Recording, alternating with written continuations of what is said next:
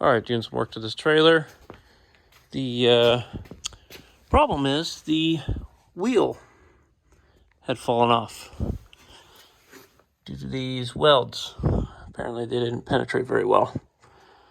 So, gotta weld that back to there. So I'm gonna clean up all the rust, get all the rust out, get all the crappy old welds out of there, and then recenter it and weld her back on.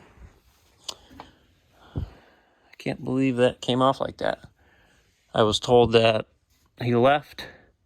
The owner of this left the job, was called a little while later. Hey, you left something here. And then the whole wheel was just, everything was together. The hub bolted to that wheel. So needs some pretty good cleaning. It's pretty rusty, sitting in the rain or wherever it's been sitting. But clean that up the best we can, wire wheel it, and put it back on.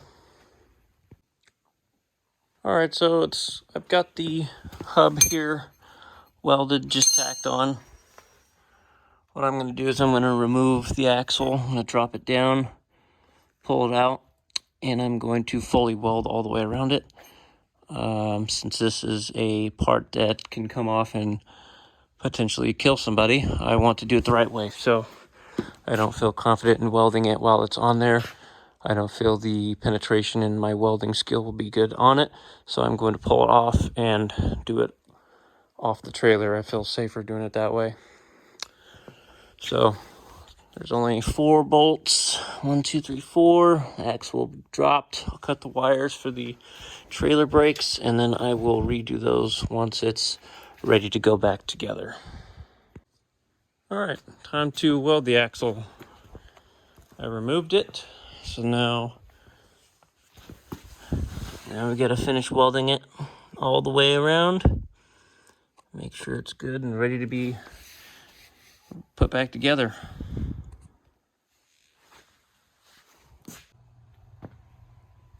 All right, the axle's back welded together. Probably went a little overkill with the welds.